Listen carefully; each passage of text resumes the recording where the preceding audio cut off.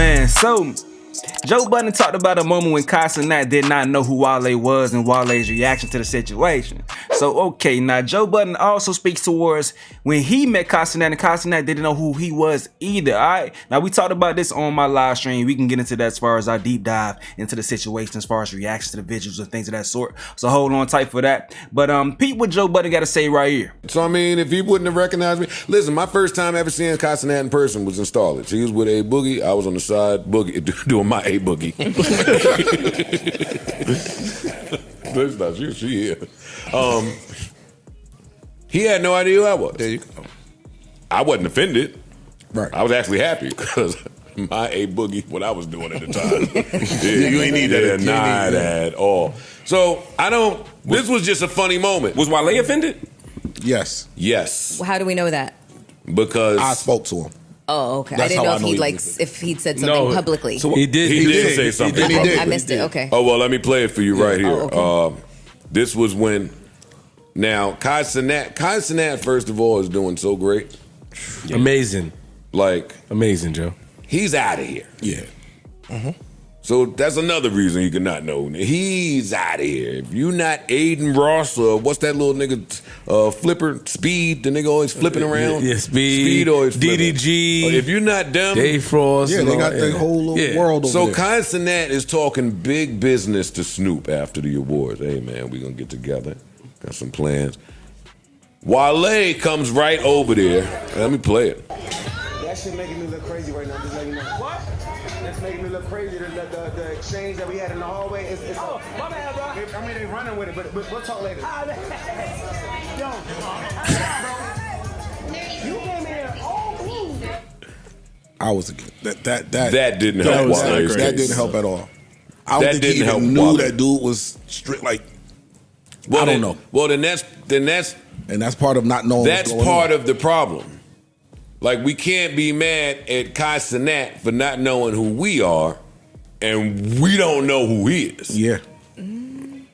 If you know who he is, then you know that camera's on. Mm-hmm. Exactly. 24/7. And if you're not familiar with that, then you're maybe not all the way familiar with what he does. The same way he isn't with you. There is a disconnect. Yes. Yeah. I laughed at this because Cenat still was talking to him like a fan.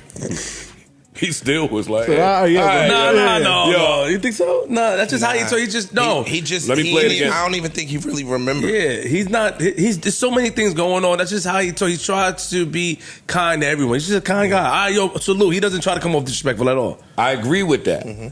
I don't think he intentionally was trying to play Wale. God, I see what I'm you're not saying. saying that. I don't think so. I think that honestly, from Wale sitting up there and just kind of listening to him, he has some real PTSD from like a lot of the exchanges that he's had through this industry. Like, So do we. I get it, but it's just it's unhealed. Even that's just kind of what I process. Man, you ain't healed. Yeah, man, straight up, dog. When I talked about a situation you guys gonna hear, I thought there was no way that Wale did not know that they were actually streaming. It's no way that he didn't know that they were actually streaming. So I thought that was weird as hell on his part to go up and speak into the microphone and make the situation even worse. Peep this clip from my live stream right here, dog. Now, Wale had this interesting interaction with Cenat, and this right here has been going crazy viral. Peep this shit real quick. What up, Rusty? You good? What you playing on your Nintendo Switch? Smash. Smash Bros? I'll beat you. Alright, gang. Chad, does anybody have the Nintendo Switch? You're not even a Nintendo Switch type of nigga. Nah, me neither. I ain't gonna lie. But I heard it was like crazy though. I heard it was crazy. Peep the chat going crazy up there saying Wale. Easy, bro. Wale. Oh my God, that was somebody crazy. Hey, the whole chat knows him. Wale. Wale? What he do? Rap. Oh, word. Lotus flower bomb is going on something. Oh. Now, when stuff like this happen, I ain't gonna lie, I feel old as and I ain't even old like that. Like I told y'all before, I'm FYN, I'm big bruh. I'm not unk yet. I'm nowhere near unk level yet. This right here make a nigga feel like an unk though. But I'm like, damn, bro, how you don't know Wale?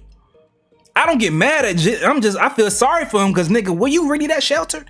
And I know a lot of people, their parents did a great job from sheltering them from secular things. Like you probably was listening to a lot of church music. Probably some Donnie McClurkin. What the name? Donnie McClurkin?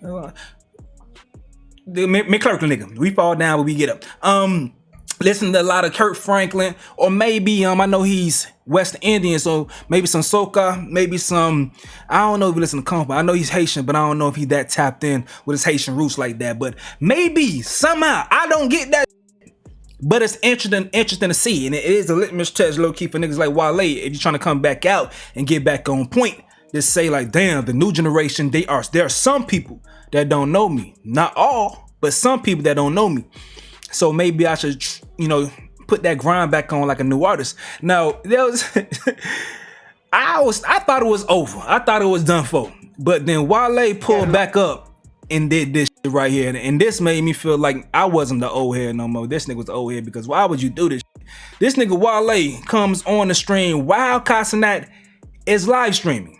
He walks up on him while Kai's live streaming and does this right here into this nigga's mic. That shit making me look crazy right now, just letting you know. What? That's making me look crazy. The exchange that we had in the hallway is Oh, my bad, bro. they running with it, but we'll talk later. Yo, I ain't gonna lie, bro. You came in here all blue. The fact that he continued the conversation, he like, nigga, I'm speaking to Uncle Snoop right now. I'm speaking to Snoop right now. Why would you even come? And it's like he tried it. What makes it even more cringy? And I love Wale, by the way. I love Wale. His recent song he put out was amazing. I reacted to it, so I love Wale. He's an amazing artist. I love what he brings to the rap game. I wish that he would be able to flourish more and he'll be respected more. I love Wale. But, bruh, are you that tuned out that you walk up to the nigga for a sidebar and speak into the mic? You speak into the mic for the sidebar conversation that you want to have, interrupting him speaking to Snoop Dogg while a big ass camera is in his face. So you know they're filming. That's making me look crazy right now, just letting you know. What? That's making me look crazy. The exchange that we had in the hallway is Oh, my bad, bro. they running with it, but we'll talk later. Yo, I ain't gonna lie, bro. You came in here all blue. For sure. But goddamn, man, like why would you do that, bro? So people say, so TDE Punch was really tuned and he said, my guy Wale at the awards pressing niggas. They said he made it 10 times worse. Now they saying Wale crashed out, LMA. Oh, now homie says, at what point will Cenat's age not be an excuse for his ignorance to hip hop culture? Good point. Good point. So it's like, I know a lot of people respect his opinion for hip hop culture. I don't look at him for his opinion on hip hop culture. I don't like. Let me give y'all an example. I didn't give a fuck about AJ and Free's opinions on the song. I didn't give a damn about Roxy and Terrence opinions on the song. You just interact with you interact with the rappers that come on your platform and you make sure that you are entertaining us. But back then, those folks never gave opinions. Big Tigger never gave his opinion. He just interacted and hosted a show and entertained us. That's how I look at Cenat whenever he does collaborate with a rapper. It's just an experience for his fans and the rapper's fans to see him interact with someone coming to their world. I know he does do music video reactions, things of that sort, but at a point in time, I just look at him as like a fan. And his individual opinion, it does hold weight because he has a huge platform, but at the same damn time, I think everyone has their own mind when it comes to what they tap into. But I do understand this standpoint, but it's not like he's out here writing editorials about album reviews and stuff like that. I don't look at it like that. I don't respect his opinion that much to make it hold weight. Is he gonna have fun when the nigga on the platform? That's what I respect. That's what I care for when it comes to Cenat's opinion on that type of shit.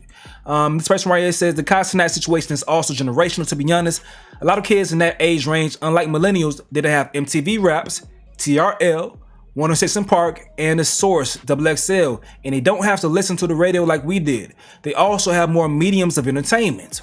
Once, like I told you before, decentralized media.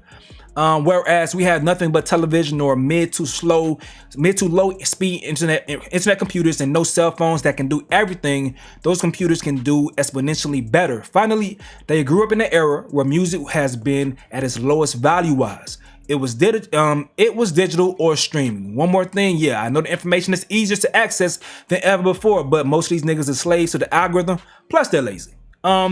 And I was supposed to go ahead and preview or show this conversation, but if you guys know who Guru is, you know he's as far as music, technical as far as music, that's Jay-Z right hand man. But he had a conversation when he spoke about we need funnels, meaning we need funnels for platforms so people can know where to look for the best quality, or we need funnels for even when it comes to rappers and stuff like that, or new artists. I don't think we have enough funnels to direct people's attention to where good is. We had much more funnels in the 2000s, the 90s. That's where labels had much more power. But with things being decentralized, people can find whatever they want when it comes to what they prefer to watch. It's on demand for everything. You have access to search whatever you want. But yes, you are fed things through the algorithm, but the algorithm feeds off of interaction. So usually, most of the time, people interact with what's the most viral thing, and you go viral most of the time nowadays by being an asshole, being a dummy, doing stupid. So that's why a lot of the artists that you see nowadays that's going viral, that's getting on, they either did some stupid shit, said some stupid shit, look wild as hell.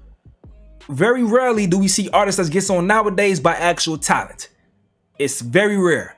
But that's why people like Wale, they suffer. They suffer unless they are doing things like this. That's what makes me think, low-key, that Wale did that when he walked back up and talked to Kai. I think he low-key did that on purpose. Now, hold on. Here we go. So, while looking at this, he said, "This is crazy. I didn't know we was being filmed both times. We played in a celebrity football game last year. I was really confused." So he says that he met Kai last year at a celebrity football game. So that's why he was confused that he didn't know him. But he said, "I didn't know that we was being filmed both times." Wale, bro, like I said, I fuck with your music. I love you. But why the fuck you lying, bro? Why you lying, man? It's like these niggas, if you ever seen streamers, they walk around with cameramen right behind them. If you know who Cenat is, you know he does IRL streams. If you know Cenat's there, you know he's live streaming. You know you on camera. And then right here, you see he's setting up a camera's pointing at him. You know the man live. Because even for you to verify what happened, you know that he did this for the moment. I think Wale did this to lean into the moment and said, "Oh, this should get a lot of traction. Let me go ahead and lean into it some more. Let me go ahead and walk up on him and say this right here." I think he know the mic was right there. I think he spoke into the mic on purpose. So him saying this crazy, I didn't know we was being filmed both times. I think he capping, bro. That's just me. I think he capping. Now, Wale did, I guess he eventually got some bread and turned the moment into an ad for Nintendo. What up, Rusty? You good? What you playing on your Nintendo Switch? Smash, bro? I'll beat you.